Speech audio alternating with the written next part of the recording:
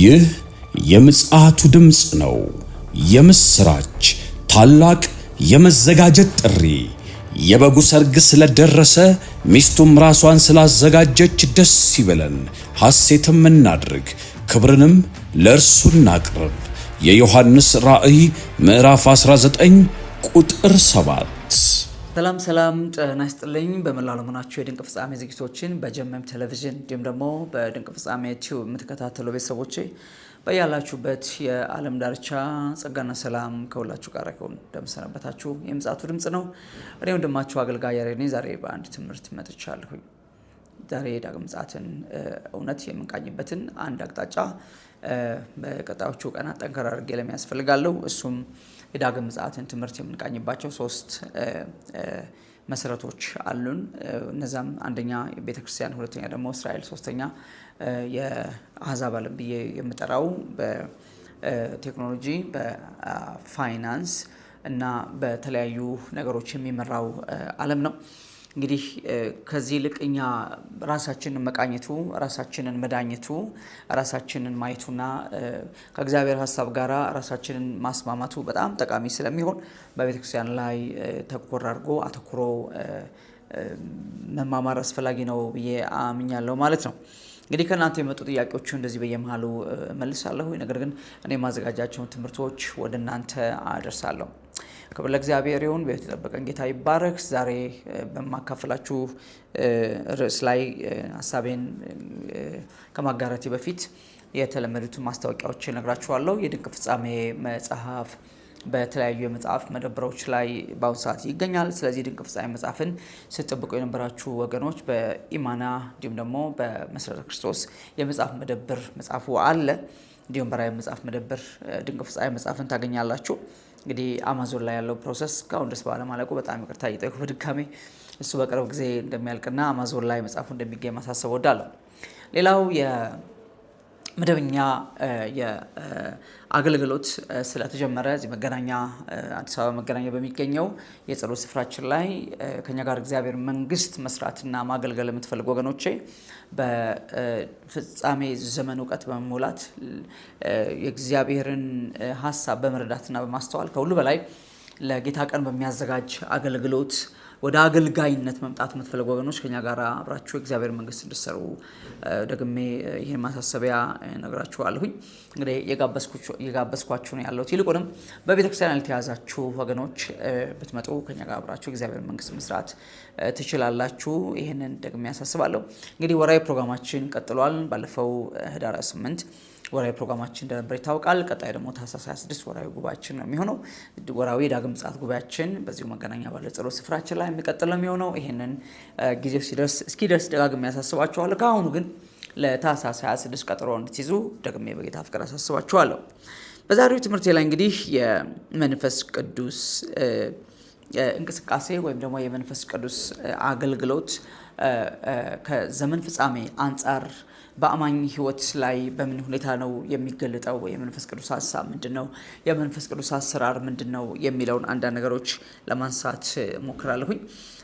በጣም በእርግጠኛነት እንደ ክርስቲያን መንፈስ ቅዱስ የማይመራው የማይቆጣጠሩና ከመንፈስ ቅዱስ ጋር ቀጥተኛ ግንኙነት የሌለው መንፈሳዊ ህይወት ባዶ የተራቆተና ደረቅ ህይወት ነው፣ ወይም ልማዳዊ ሃይማኖታዊ ምልልስ ነው የሚሆነውና እንደ ክርስቲያን በክርስቶስ ኢየሱስ በማመን ለዳኑ ወገኖች የተሰጣቸው ሌላው የእግዚአብሔር መንግስት ኢንቨስትመንት መንፈስ ቅዱስ እንደሆነ እናውቃለን። መንፈስ ቅዱስ ኢንዲቪጁዋሊ ለእያንዳንዳችን ላማኞች እንደ ወንዝ እንደ ክረምት ጎርፍ የፈሰሰ መንፈስ ነው። ያለ መከልከል፣ ያለ መገደብ፣ ያለ መቆጠብ የተሰጠን ነው የእግዚአብሔር መንፈስ ማለት ነውና የእግዚአብሔር መንግስት ሚስጥር የማስተዋል ኃይል እንዲሁም ደግሞ የእግዚአብሔርን ሐሳብ በዚህ ዘመን ሊሆን ያለውን የእግዚአብሔርን ሐሳብ የማገልገል ብቃት መንፈስ ቅዱስ ነው። ከዛ ውጪ ምንም ነገር ሊሆን አይችልም።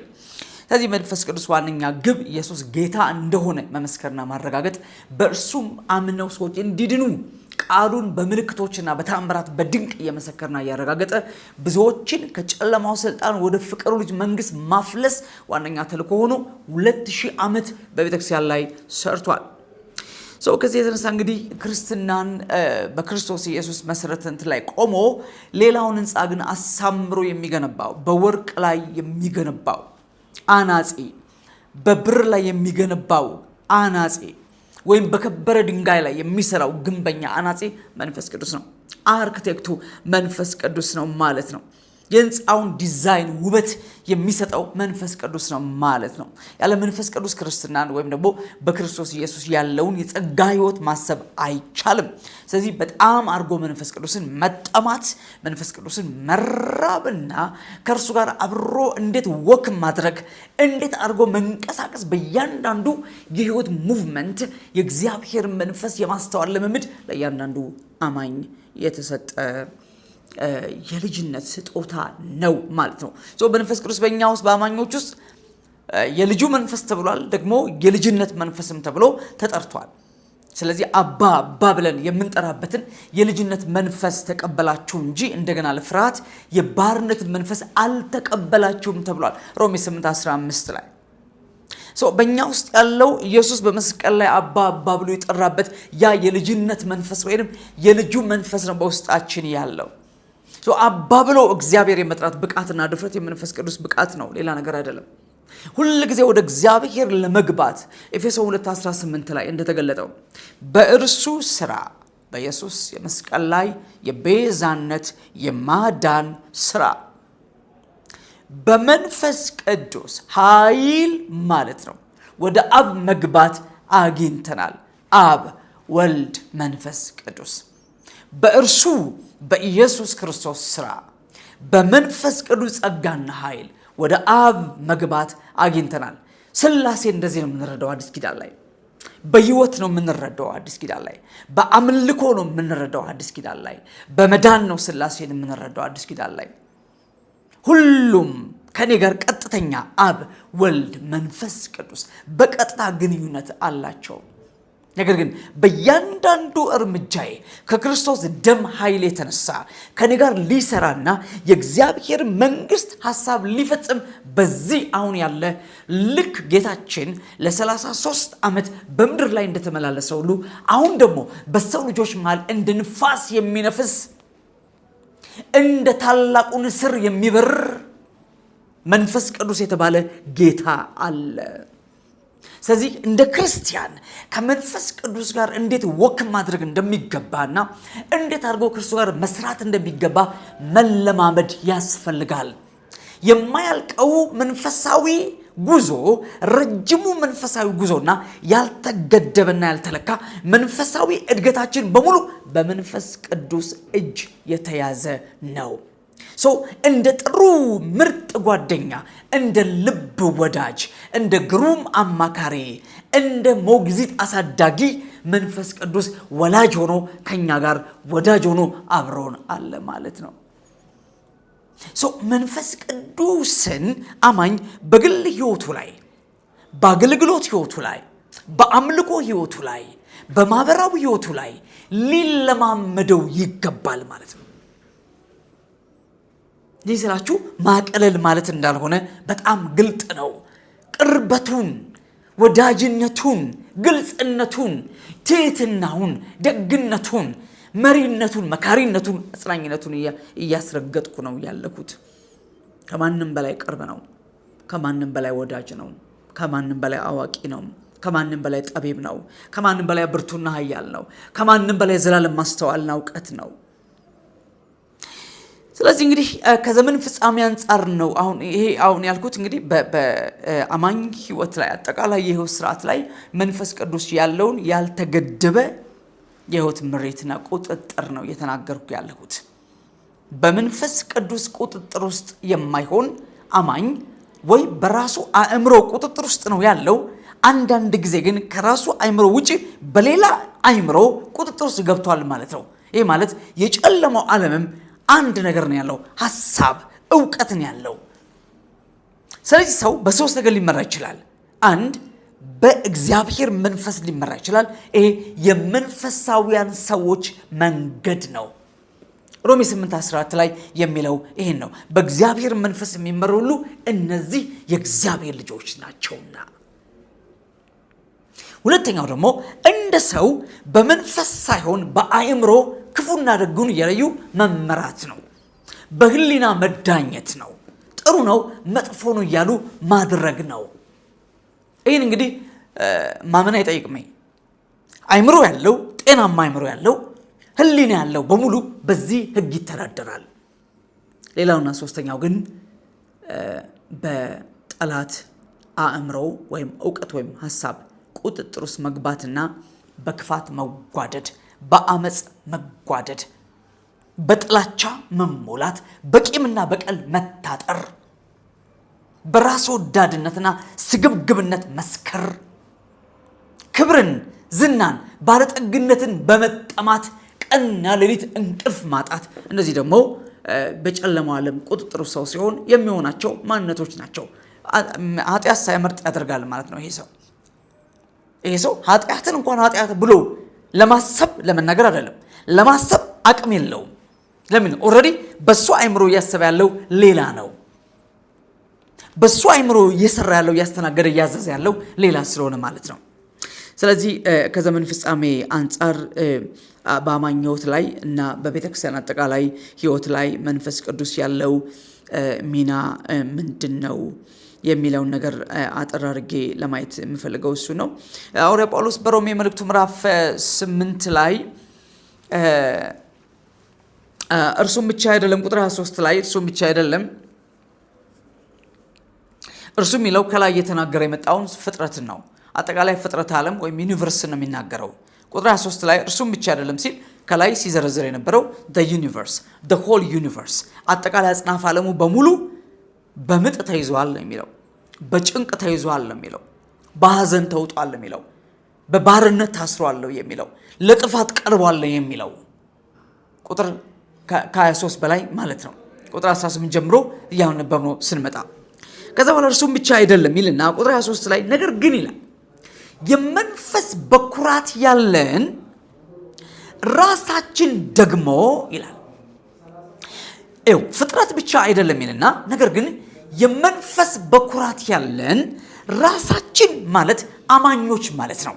በክርስቶስ ኢየሱስ በማመን የመንፈስ ብኩርና የመንፈስ ልጅነትን በመንፈስ መቀደስን በመንፈስ መዳንን የተቀበልነው እኛ አማኞች ራሳችን የእግዚአብሔር ልጆች ደግሞ አያችሁ በምጥ የተያዘው አሁን ፍጥረት ብቻ አይደለም። አንዳንዴ አማኞች ሲረበሹ፣ አማኞች ሲታወኩ፣ አማኞች ተስፋ ሲቆርጡ ሊታዩ ይችላሉ። አገልጋዮች ሲወድቁ፣ አገልጋዮች ሲስቱ ሊታዩ ይችላሉ። ይሄ የዘመኑ መንፈስ ነው ወገኖች፣ የዘመኑ መንፈስ ነው። አንዳንዴ ከቁጥጥር ሁሉ ያልፋል። በጣም ብርቶችና ጨካኞች ብቻ ናቸው የሚያመልጡት። እስከ ሞት ተወራርደው ጌታን የተከተሉ፣ እስከ ሞት ወስነው ጨክነው ጌታን የተከተሉ ሰዎች ብቻ ናቸው የሚያመልጡት እንጂ በጣም ጠንካራ የምትሏቸው ሰዎች፣ አቅም አጥተው ብርቱ የምትሏቸው ሰዎች፣ ትናንትና እናንተን ያቆሟችሁ ያጽናኑና ያበረቷችሁ ሰዎች ተፍረክርከው ወድቀው ተሰባብረው ታገኟቸው ትችላላችሁ። ስለዚህ ምጥ ውስጥ ነው ያለነው ነው ሐዋርያው የሚለው። ፍጥረቱ ብቻ ሳይሆን ይሄ ፍጥረት ማለት እንግዲህ አንደኛ ፍጥረታዊ ሰው ነው፣ ሁለተኛው ፍጥረታዊ ዓለም ነው። ግዑዙ ፍጥረታዊ ዓለም ዩኒቨርስ፣ እንዲሁም ደግሞ ዳግም ያልተወለደው በክርስቶስ በማመን መዳን ያልተቀበለው ፍጥረታዊው ሰው አንደኛ ቆሮንቶስ 2:14 ላይ ለፍጥረታዊ ሰው የእግዚአብሔር መንፈስ ነገር ሞኝነት ነው፣ በመንፈስ የሚመረመር ስለሆነ ሊቀበለው አይችልም ይላል። ይሄ ፍጥረታዊ ሰው ፍጥረት ይባላል። ኤፌሶን 2 ላይ ከፍጥረታችን የቁጣ ልጆች ነበርን ብሎ ያላመነውና ያልዳነውን በጨለማው ዓለም በአየሩ ላይ አለቃ ስልጣን ፈቃድ የሚኖረውን ሰው ፍጥረታዊ ብሎ ይጠራዋል። ስለዚህ ፍጥረት ብቻ ሳይሆን ማለትም ፍጥረታዊው ዓለም ግዑዙ ዓለምና ዳግም ያልተወለደው የእግዚአብሔር ልጅነት በክርስቶስ ኢየሱስ ቤዛነት ያልተቀበለው ሰው የሰው ፓርት ጠቅላላ ሃይማኖተኛው አሕዛቡ በሙሉ አንድ ላይ ብቻ ሳይሆን በምጥ የተያዘው ማለት እርሱ ብቻ አይደለም ፍጥረት ብቻ ነገር ግን የመንፈስ በኩራት ያለን ራሳችን ደግሞ አማኞች የዳንነው ሰዎች የሰውነታችን ቤዛ ማለት የሰውነት መዳን፣ የስጋ መዳን፣ የስጋ በትንሣኤ የከበረ አካል መቀበል፣ ወደ አለመጥፋት ወደ አለመሞት መለወጥ ማለት ነው።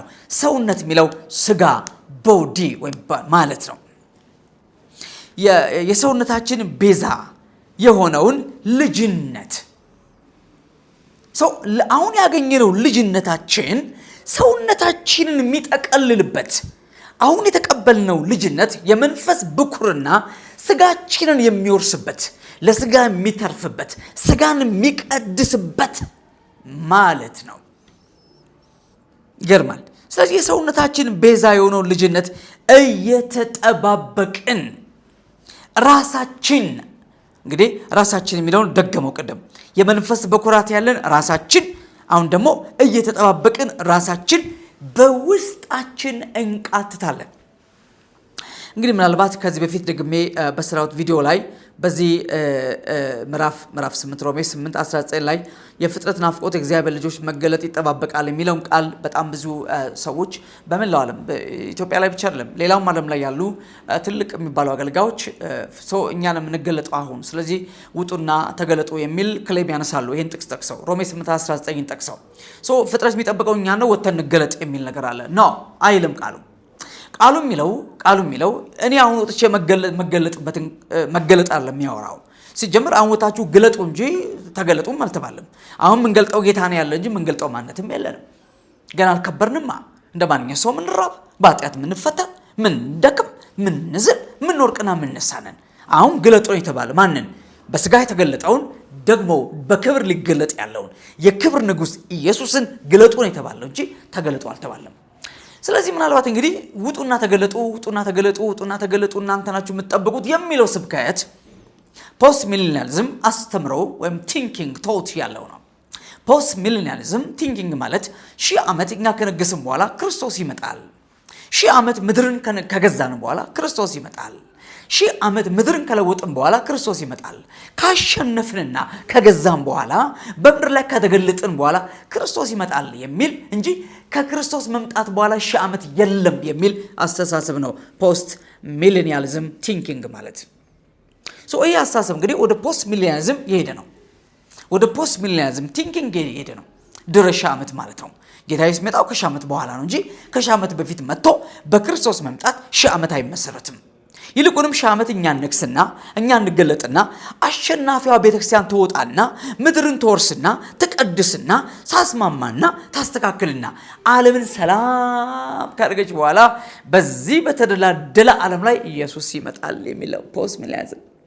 ይሄ ማለት እንግዲህ ከመጽሐፉ ቃል ጋራ 100% የሚጋጭ ማለት ነው። አይልማ መጽሐፉ ቢልኮ ሁላችን እንላለን። መጽሐፉ እንደሱ አይልም። ዓለምን እኛ አስተካክለ 2000 ዓመት መቼ አስተካከለው? ባሰበት ድብልቅልቅ ወጣ፣ ተተረማመሰ፣ ሰው ተስፋ ቆረጠ።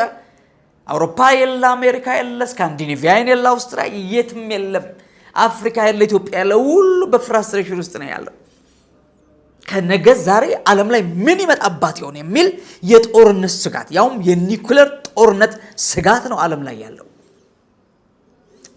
አደገኛ ኮስሚክ የሆነ ኬዎስ ወይም ደግሞ ስነ ህዋው ቀውስ ውስጥ ነው ያለው። በጣም ብዙ አዳዲስ ምልክቶች ዓለም ላይ የሚታዩበት ጊዜ ላይ ነው ያለ ነው። ምጥ እንዲያዛት ሴት ፍጥረት በሙሉ ምጥ ውስጥ የገባበት ዘመን ከዚህ ጊዜ የባሰ ጊዜ አልነበረም። በጣም ቴክኖሎጂው አድጓል። የሰው ልጅ ጭንቅላት በጣም አድጓል። ግን የሰው ልጅ ህይወት አደጋ ላይ የወደቀበት እንደዚህ አይነት ጊዜ አልነበረም። ቴክኖሎጂ ማደጉ፣ አዳዲስ መድኃኒቶች መፈብረካቸው ጅምላ ጨራሽ የሆኑ ወረርሽኞችን አልከለከሉም። ጅምላ ጨራሽ የጦር መሳሪያዎችን አልከለከሉም።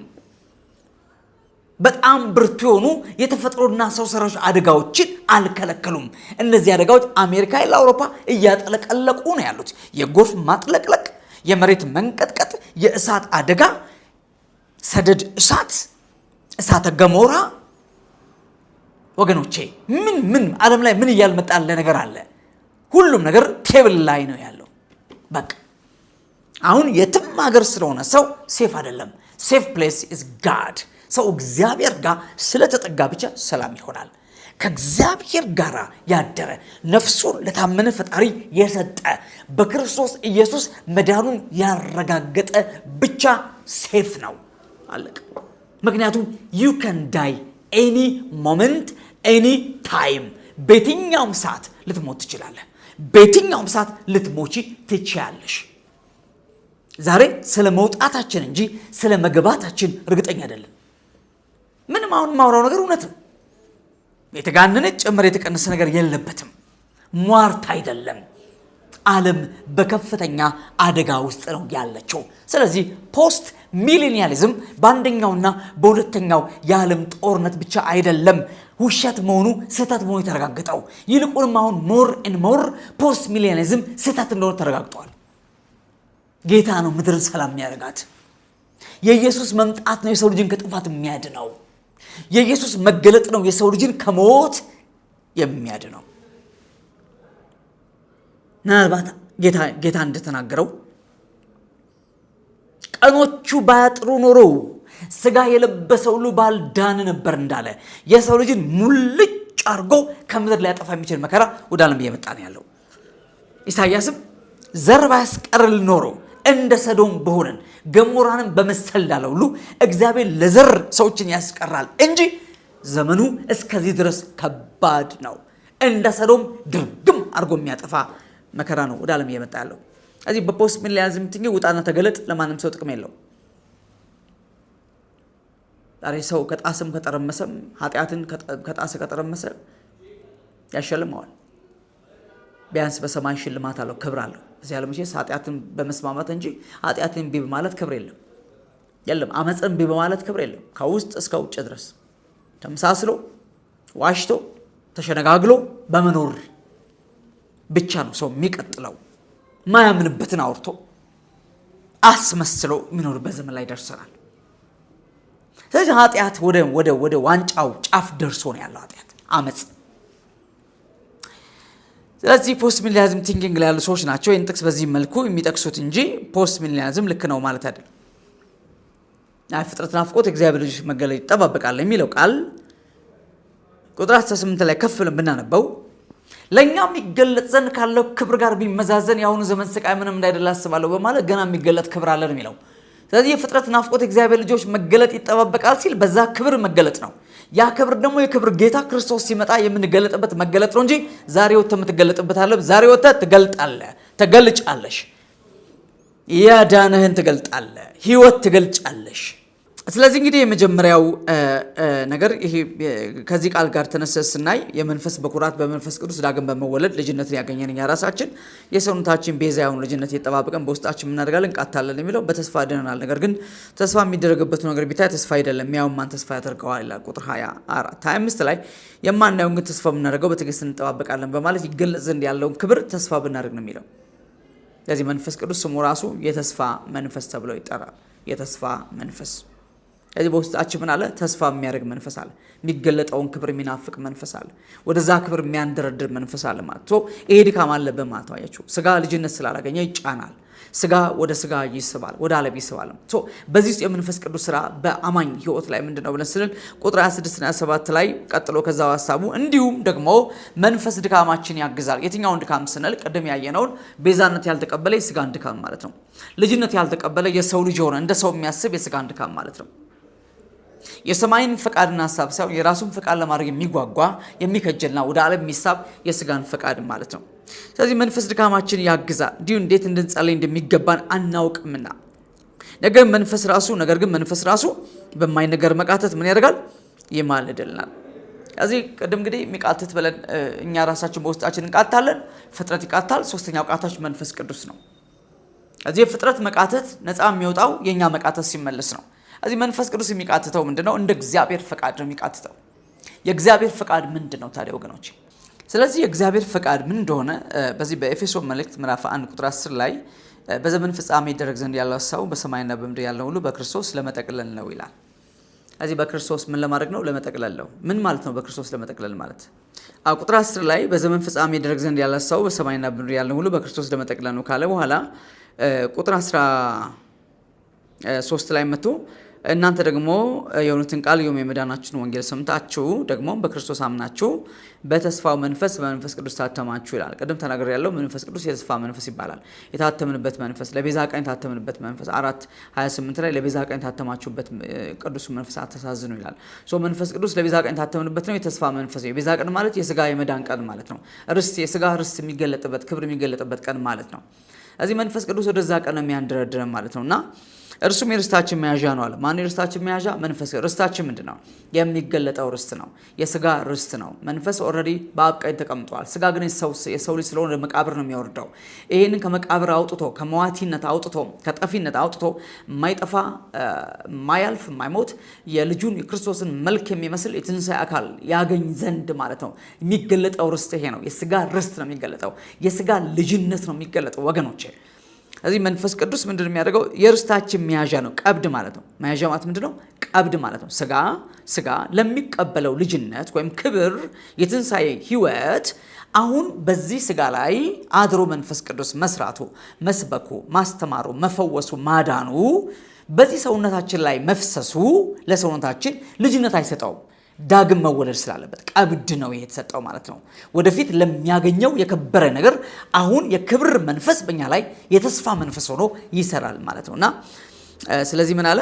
እርሱም የርስታችን መያዣ ነው ለእግዚአብሔር ያለውን ሁሉ እስኪዋጅ ድረስ። ቅድም ምን ብሏል? ቁጥር 10 ላይ በሰማይና በምድር ያሉትን ሁሉ በክርስቶስ ምን ማድረግ ነው? መጠቅለል ነው አለ። ስለዚህ አሁን በሰማይና በምድር ያለውን በሙሉ በትንሣኤ ምን ያደርገዋል? መንፈስ አንድ ያደርገዋል፣ ይጠቀልለዋል ማለት ነው። ለእግዚአብሔር ያለውን ሁሉ ማለት መንፈስ የእግዚአብሔር ነው፣ ነፍስ የእግዚአብሔር ናት፣ ስጋ የእግዚአብሔር ነው ማለት ነው። እዚህ ሁለንተናችን እስኪጠቀልል ማለት ነው። ሁለንተናችን እስኪገዛ ማለት ነው። ወደ አዲሱ ዓለም ስርዓት እስክንገባ ድረስ መንፈስ ቅዱስ በእኛ ላይ አሁን ምን ያደርጋል? ይማልዳል፣ ይቃትታል። በአማኝ በእያንዳንዱ የአማኝ ህይወት ውስጥ የመንፈስ ቅዱስ አንዱ ስራ በጸሎት ሰዓት የሚሰራው ስራ ነው። ወደዛ ክብር ማሻገር፣ ወደዛ ከፍታ ማግባት፣ ያን ተስፋ መናፈቅ፣ ያንን እውነት መጥራት፣ ከመንፈሱ ጋር ና ማለት ወገኖቼ። ስለዚህ መንፈስ ቅዱስ በትክክል በእያንዳንዱ አማኝ ህይወት ውስጥ የሚሰራው ስራ ድምር ውጤት ነው ቤተ ክርስቲያን የምንለው። ቤተ ክርስቲያን ማለት አንድ የሆነ ህንፃ ውስጥ የተሰበሰቡ ሰዎች ማለት አይደለም። በምድር ዙሪያ የተበተኑ በክርስቶስ ኢየሱስ አምነው የዳኑ የመንፈስ ብኩርናን የተቀበሉ አማኞች ስብስብ ወይም አካል ማለት ናት። wherever we are በክርስቶስ ኢየሱስ አዲስ ፍጥረት ከሆነን we are part of the body of Christ የዚህ አካል ክፍል ነን ማለት ነው። የትኛውም ቦታ ላይ ያለ ሰው በእያንዳንዱ እንቅስቃሴው፣ በእያንዳንዱ ግንኙነቱ፣ በእያንዳንዱ እርምጃውና በእያንዳንዱ የውስራት በሙሉ ለእግዚአብሔር መንግስት ይኖር ዘንድ መንፈስ ቅዱስ ከእሱ ጋር አብሮ ወርክአውት ያደርጋል፣ ይሰራል ማለት ነው።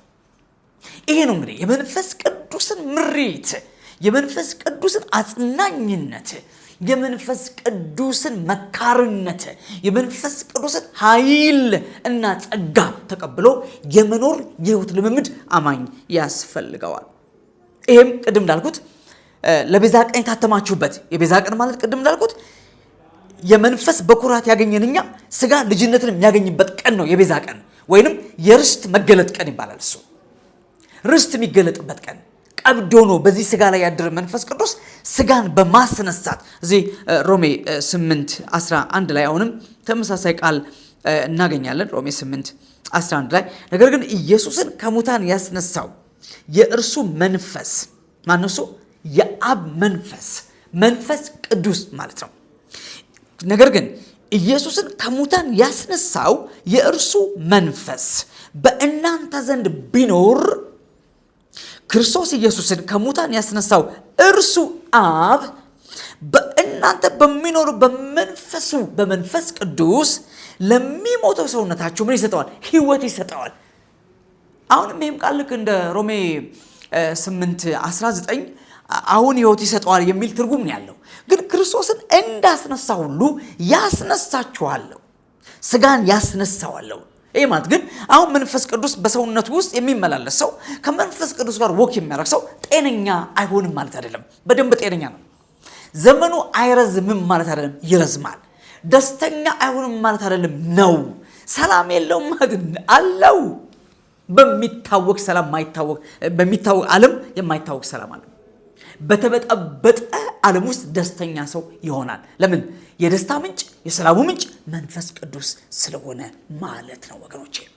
ነገር ግን ይሄ ቃል የሚለው ግን ክርስቶስ ኢየሱስን ከሙታን ያስነሳው አብ ኢየሱስን ከሙታን ባስነሳበት በመንፈስ ቅዱስ ለእናንተም ለሚሞተው ለሰውነታችሁ ከሞታችሁ በኋላ በትንሣኤ ሕይወት ይሰጣል ማለት ነው።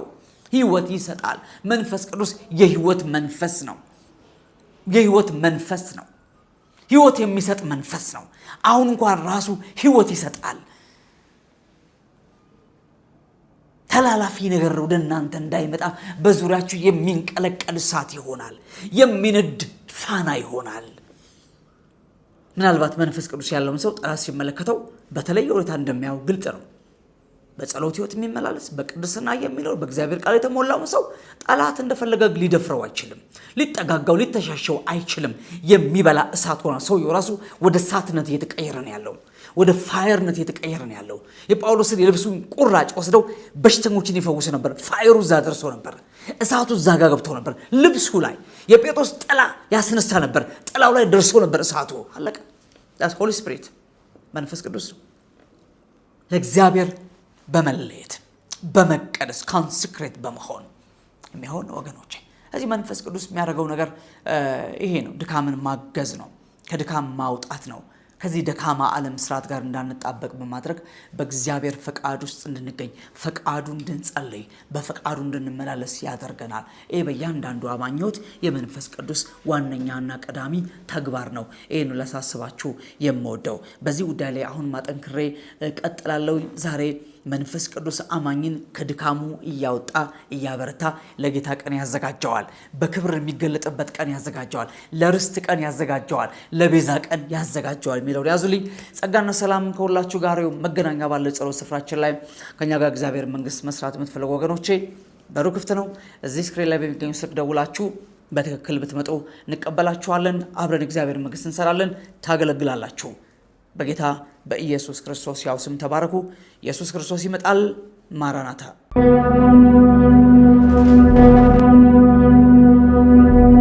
ይህ የምጽአቱ ድምጽ ነው።